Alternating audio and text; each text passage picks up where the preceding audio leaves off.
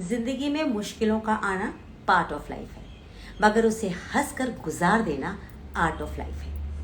ये art of life हम सभी को सीख लेना चाहिए, क्योंकि जो भी इस आर्ट को सीख जाते हैं वो जिंदगी में कभी भी हारते नहीं हैं। आज जो मंथन में मेरे मेहमान है ना, उन्होंने भी इस आर्ट ऑफ लाइफ को सीख रखा है।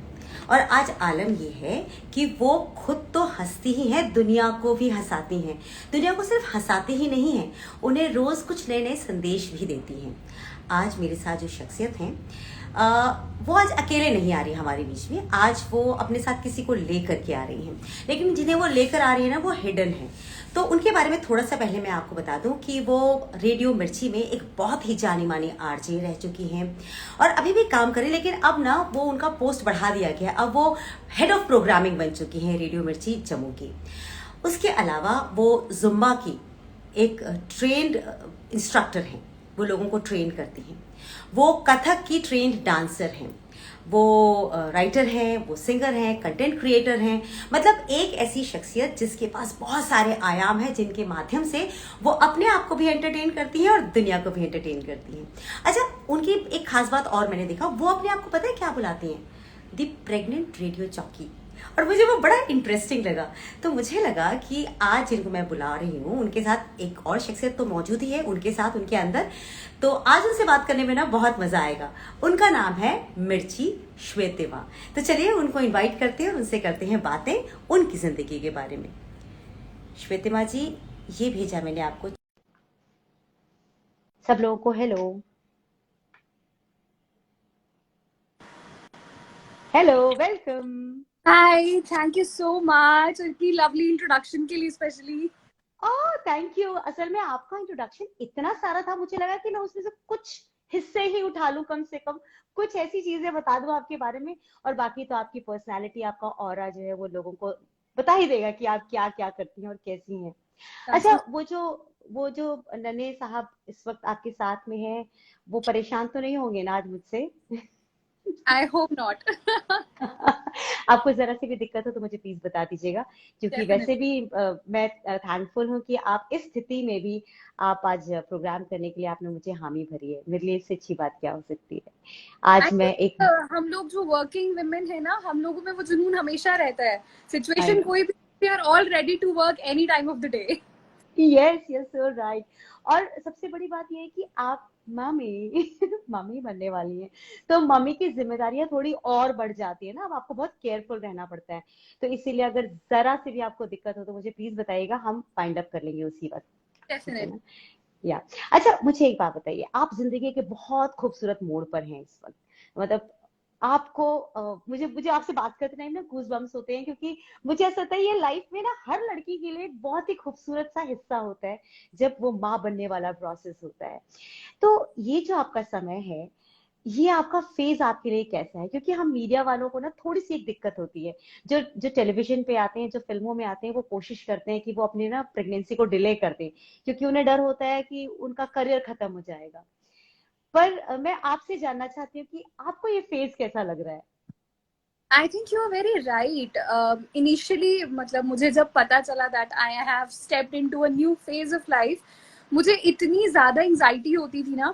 And again that same pressure, क्योंकि लड़कों के लिए ना स्विच करना इज वेरी इजी, एक काम से राइट। दूसरे। But for a girl, for a women, stability factor जो है ना, वो आपकी लाइफ को बहुत ज्यादा इम्पैक्ट करता है। आप किस शहर में रह रही हैं, फैमिली के साथ रह रही हैं या न्यूक्लियर है, वो छोटे छोटे डिसीजंस आपके लिए बहुत मैटर करते हैं। It took me time to adjust to this news that I am actually becoming a mother. और I really want to thank my social media family, because मेरी social media family ने मेरे लिए ये फेज और interesting और easy बना दिया। इनिशियली जैसे हाँ सबको रिवील नहीं करना है, बताना नहीं है, वो सेम हाँ। प्रेशर मेरे पे भी था। बट देन मुझे लगा कि जब मैंने रिवील किया, उसके बाद से मुझे इतना ज्यादा ओवरवेलमिंग लव मिला है ना, दैट मेड मी बिलीव कि यार, no matter whether I am able to work. So वहां से मेरा कॉन्फिडेंस बढ़ गया। आपका वीडियो अटक गया था। ओके। हाँ जी। तो ये सोशल मीडिया फैमिली ने ना मुझे बहुत ज्यादा कॉन्फिडेंस दिया। एंड मुझे लगता है कि एक फेज था जब ये कहते थे कि women do not support other women. I believe that या has come wrong in times now, क्योंकि अब इतनी सारी वर्किंग मदर्स ने मुझे अपने एक्सपीरियंसेस भेजे कि मेरे साथ ये हुआ, मैंने ऐसे किया, मैंने ये किया, how they stepped back into regular life. तो वहां से कॉन्फिडेंस वापस गेन हुआ। ब्यूटीफुल। अच्छा, मतलब ये जो फेज आप अभी आपके साथ हो रहा है, ये आमतौर पर हर लड़की के साथ होता है। डर, भय, सब कुछ, और परिवार का एक अलग से ही प्रेशर होता है। और जैसे आपने बताया कि बोला जाता है कि शुरू में किसी को बताने की जरूरत नहीं है, एहतियात बरतना, ये सारी चीजें बहुत ज्यादा समझाई जाती हैं। आपका जो काम ऐसा है वो थोड़ा सा धीरे धीरे हेक्टिक हो गया है। अब आप हेड ऑफ प्रोग्रामिंग भी हो गई हैं। तो ऐसी सिचुएशन में काम के साथ, जहाँ पे बहुत हेक्टिक है, बहुत प्रेशर है, क्योंकि देखिए आरजे रहेंगे तो आपके पास वो सेगमेंट होता है जिसमें आपने बिंदास काम किया और फिर आप फ्री हैं। लेकिन जब आप हेड ऑफ प्रोग्रामिंग होते हैं तो आपको बाकी चीजों का भी पूरा आपको संभालना होता है। तो ये वाला प्रेशर, इस प्रेशर के साथ आप कैसे हैंडल कर रही हैं? तो प्रिसाइजली बताऊं तो I became head of programming last year. मेरी अच्छा। वो पिछले साल हुई थी, but I took a conscious decision कि मैं आर्जिंग कंटिन्यू करूंगी।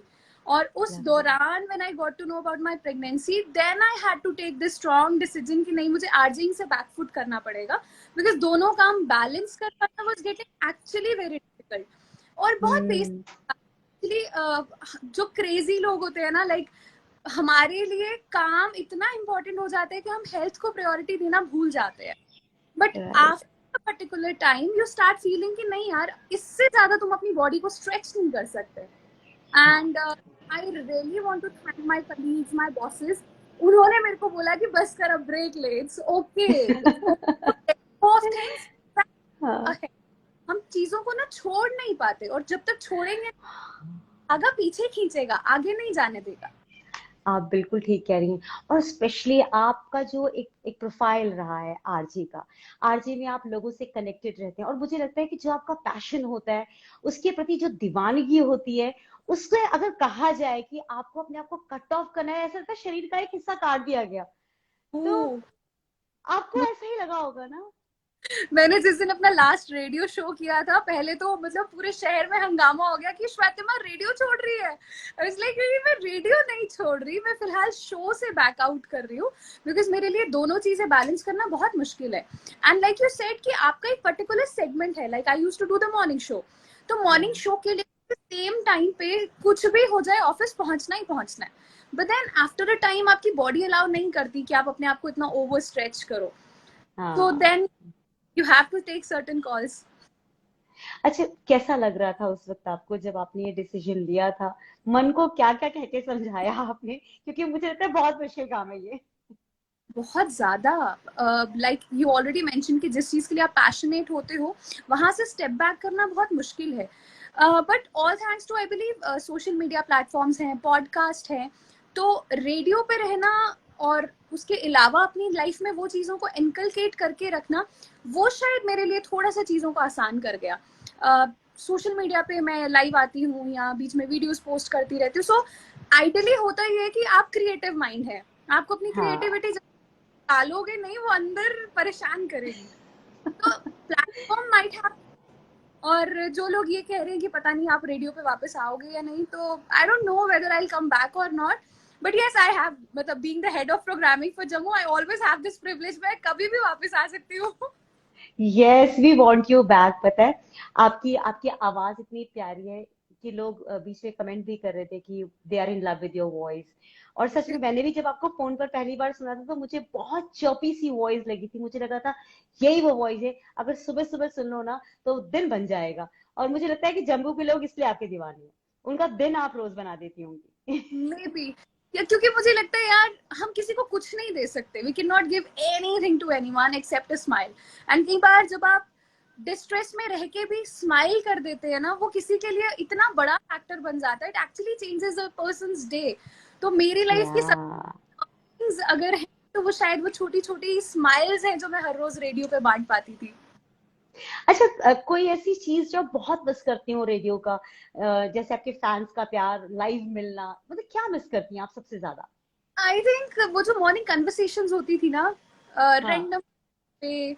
और एक्चुअली आगे से कुछ ऐसे अच्छे रिएक्शंस आते थे जो मेरे लिए भी अनएक्सपेक्टेड होते थे।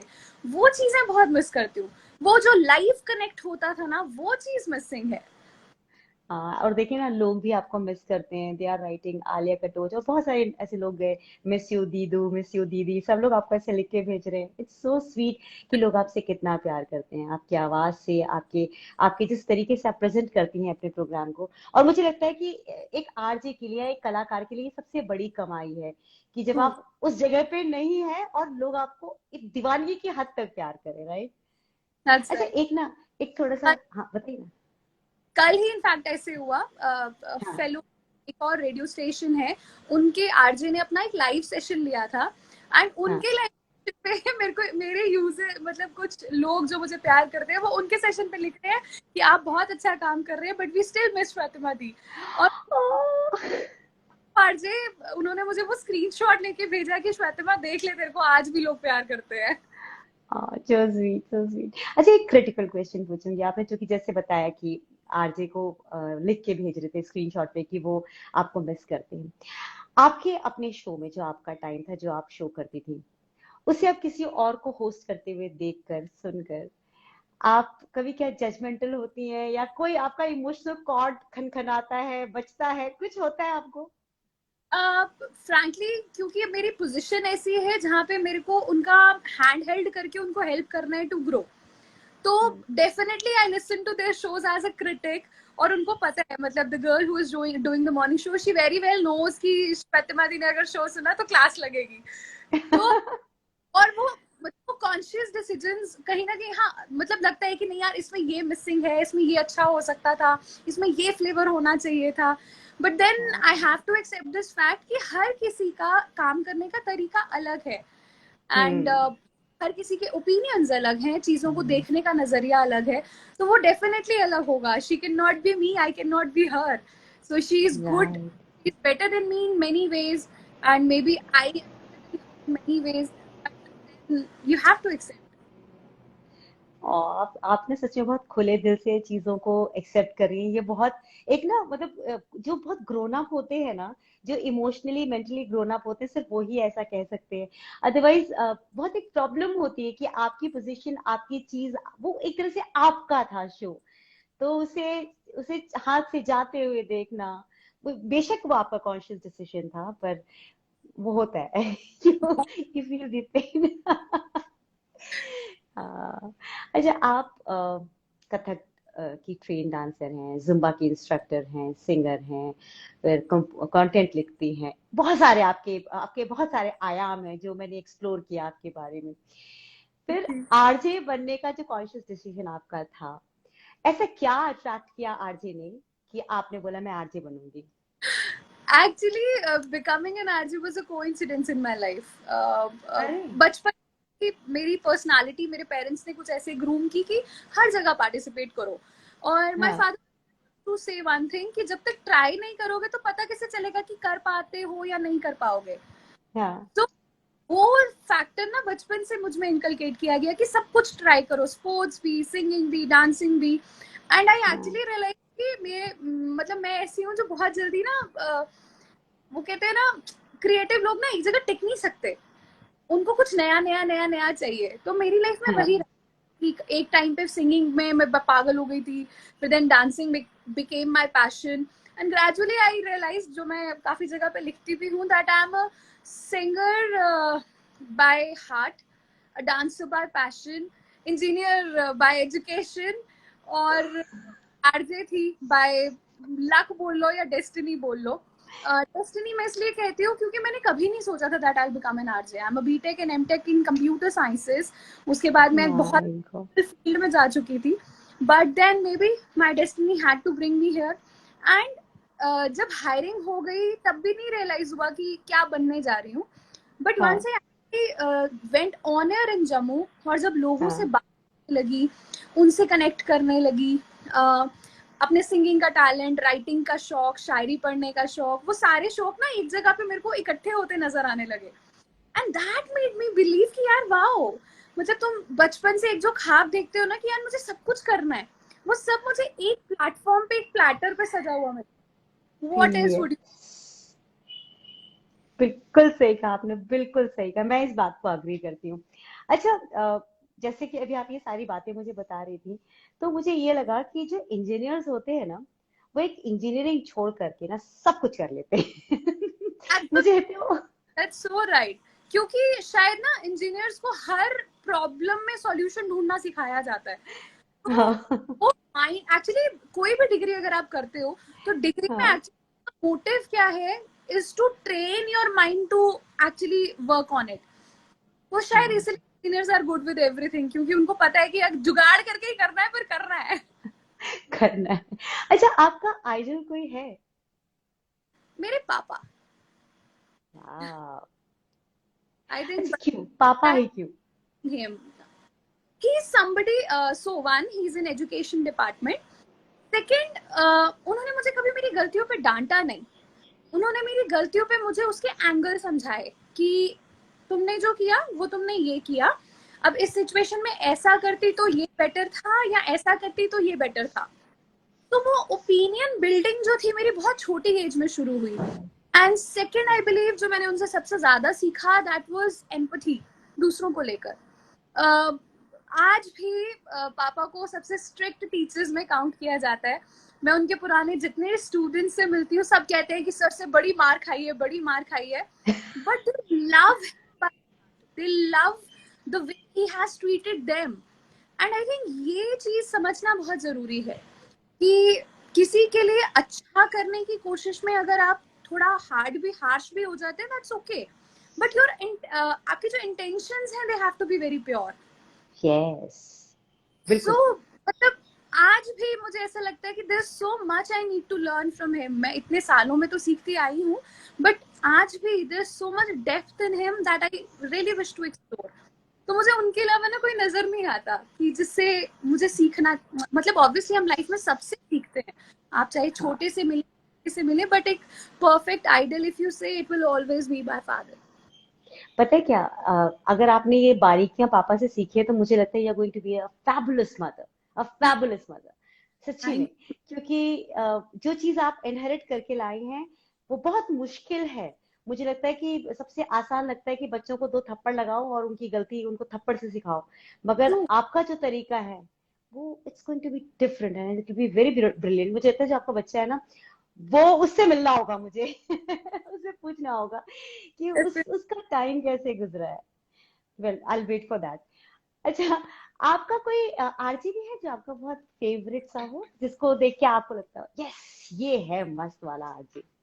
आरजेज में बहुत ही मेरे को, मतलब मैं जिनसे बहुत इंस्पायर होती हूँ, दो तीन हाँ, लोग हैं।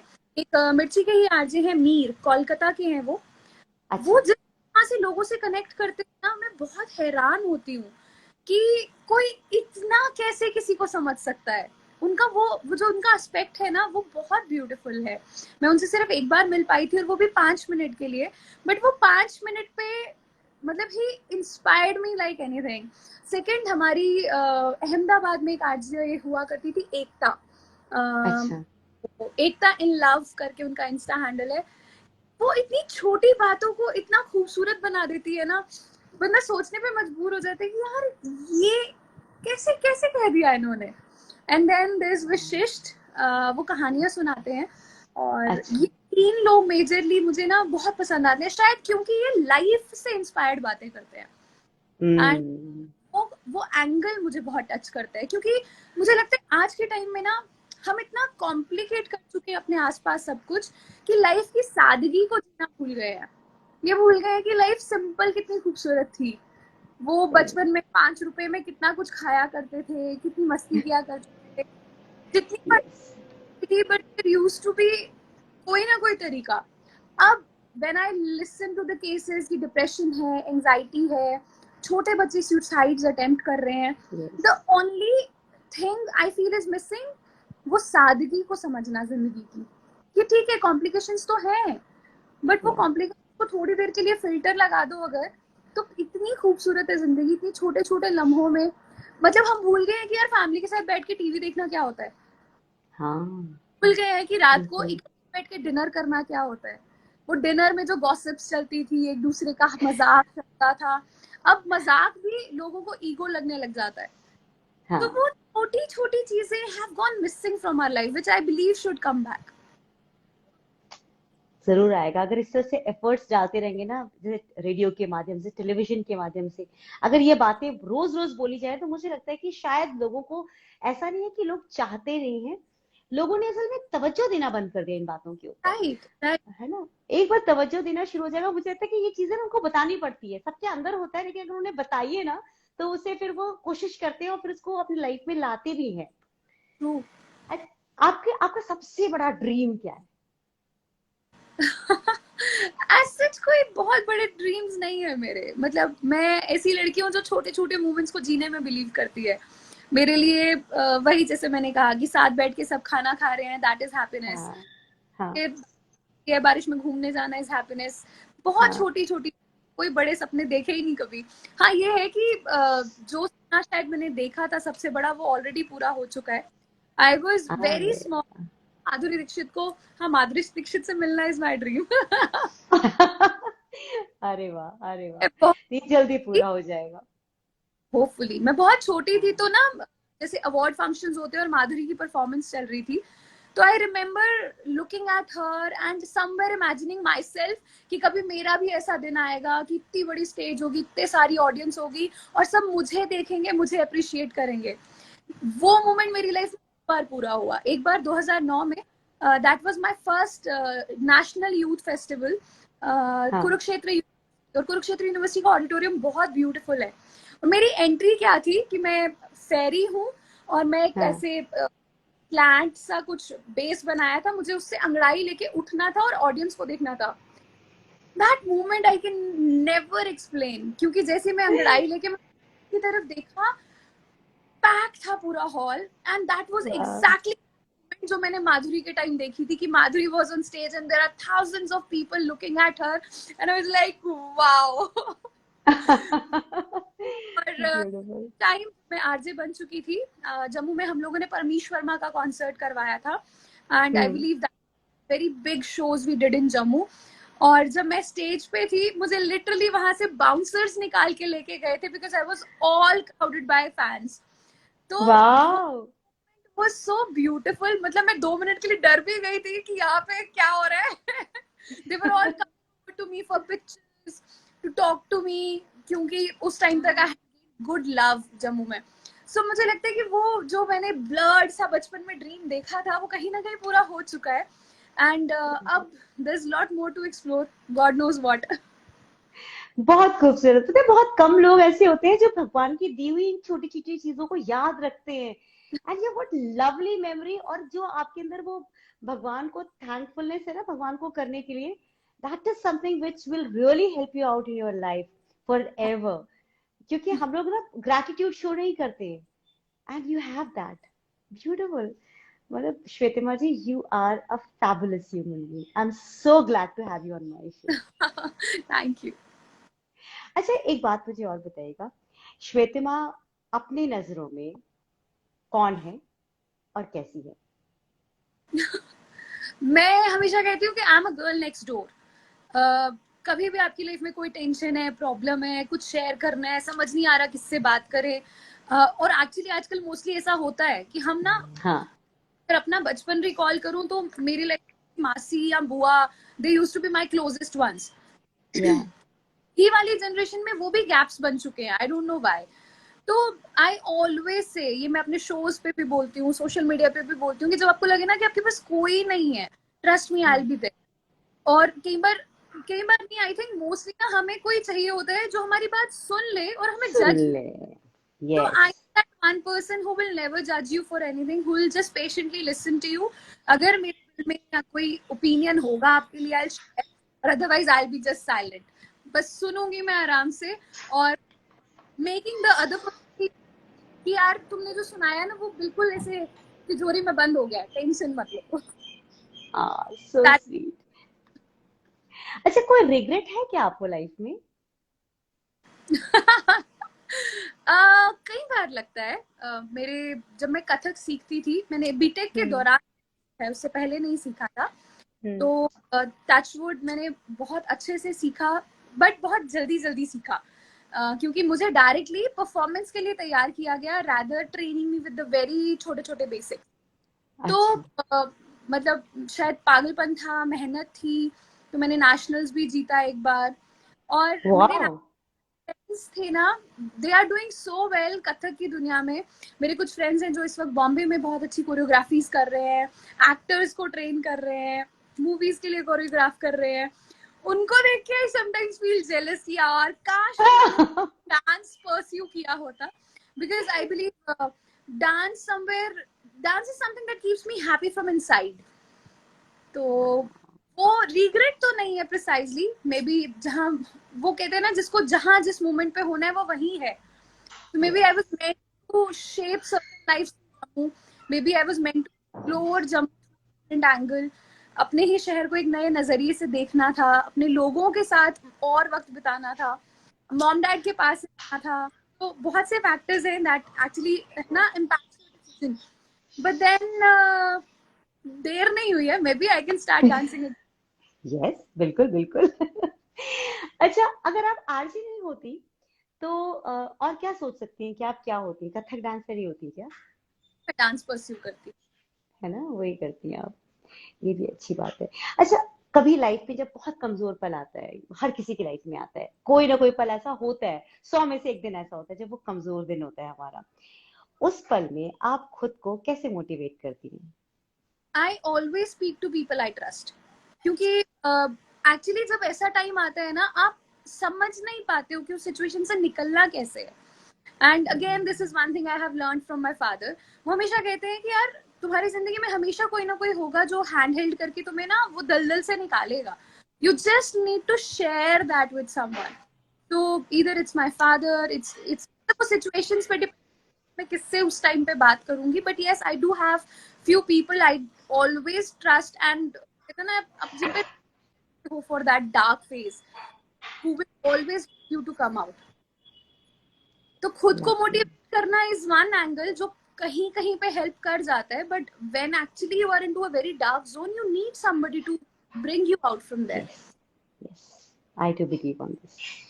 अच्छा, आपकी जो सफलता है जीवन में, उसका कोई सीक्रेट है क्या? मतलब कोई तिजोरी में रखा हुआ सीक्रेट है तो प्लीज बता दीजिए आज।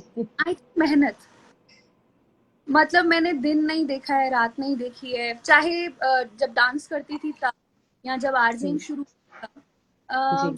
Being an RJ I think easy, कि आपको जाना है, शो करना है, घर वापस आना है। But to actually connect with people you had to put a lot of additional effort. मेरे लिए जब मतलब मेरे को ना हमेशा से ये होता है कि जो करना है ना पूरा करना है, कंप्लीट अच्छे से करना है। तो I believe, I think I was the first one जिसने सोशल मीडिया पे इतना एक्टिव होना शुरू किया जम्मू में। मेरा Instagram I believe first one जो जम्मू में वेरीफाई हुआ। But fame was never important, मेरे लिए connecting to people was important. And I think वो कनेक्शन जो बिल्ड हुआ उसके लिए बहुत मेहनत करनी पड़ती थी। ऑब्वियसली अगर आपको लोगों से मिलने जाना है, you have to spare out your time. आप शो भी कर रहे हो, शो का कंटेंट बनाने में भी टाइम इन्वेस्ट कर रहे हो, देन आपको डिजिटल कंटेंट बनाना है, आपको लोगों से मिलने के लिए आउटडोर इवेंट्स पे भी जाना है। सो वो सारी चीजों में आपको वक्त देना है, वक्त तो उतना ही है। तो वो hard work that actually creates a difference.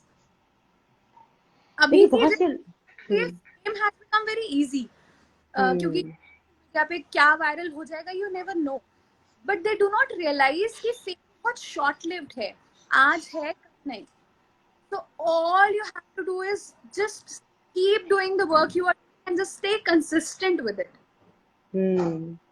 यही एक सच बात है, एक मूल मंत्र यही है, स्टे कंसिस्टेंट और मेहनत करते जाइए। अच्छा, बहुत से लोग ना आरजे बनना चाहते हैं, बहुत से लोग, और वो जब मैं आपको इनवाइट कर रही थी तो मेरे पास मैसेजेस आए थे कि मैम प्लीज उनसे पूछिएगा कि क्या कोई टेस्ट देना होता है, क्या क्या तरीका होता है, क्या कहीं से हम ट्रेनिंग लें, कुछ ऐसा खास करें कि आरजे हम बन सके। आई थिंक आरजेइंग के लिए ना सबसे इम्पोर्टेंट है ओरिजिनल रहना। हम लोग एक तो रील्स ने भी ऐसी आदत डाल दी है ना कि एक ने कुछ बनाया वही कॉपी करके सब बना रहे हैं, राइट? तो ओरिजिनलिटी हैज गॉन मिसिंग।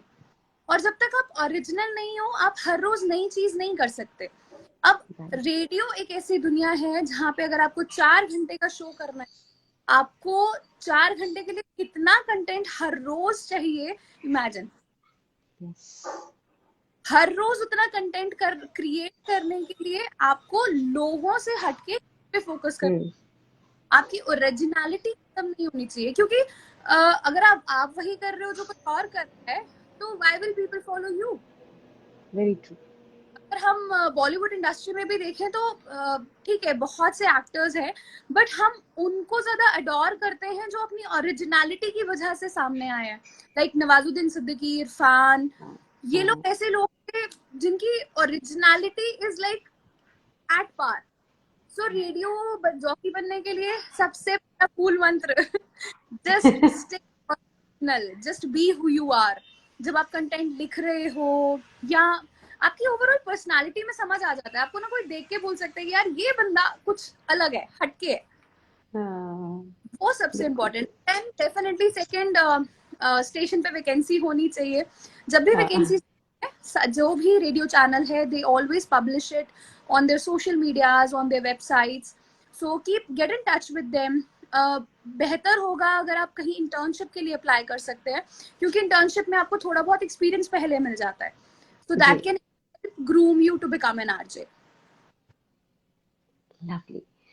अच्छा, आपसे मुझे बात करके बहुत मजा आया और मुझे ऐसा लगा है कि आज मेरे शो में एक ऐसे व्यक्तित्व आए जिन्होंने सब चीज दिल से मुझसे बताई और सब कुछ दिल से आपने शेयर किया. और आपने जैसे कहा ना कि बी ओरिजिनल, तो मुझे लगता है कि there was nothing fake in it. आपके एक्सप्रेशंस, आपके आपके दिल की बातें, आपके इमोशंस, आपने सब कुछ हमसे बांटा है and we really respect you for that. और थैंक यू, दिल से एक बार फिर से धन्यवाद कि आपने अपना समय मुझे दिया ऐसी स्थिति में भी, जब इतनी देर बैठ पाना मेरे बस की तो बात नहीं होती. अगर मैं होती तो शायद मैं नहीं बैठ पाती. But 5 बार अंदर आके देख चुकी है, फैम फाइन। आ आ सो स्वीट ऑफ हर. उनको बोलेगा, मैं उनसे सॉरी बोल रही हूँ कि मेरी वजह से आज आपको एक्स्ट्रा बैठना पड़ा. पर That's please do take care of yourself. अपना it. ख्याल रखिएगा और जल्दी से खुशखबरी सुनते हैं. Shining, keep connecting to more lovely people, और ऐसे ही हैप्पीनेस स्प्रेड करते रहो। Thank you so much. Thank you. और आपसे जल्दी मिलते हैं कुछ नई खुशखबरी के साथ. Take care, have a great day, bye. You too. Take care. Bye. Bye. Bye.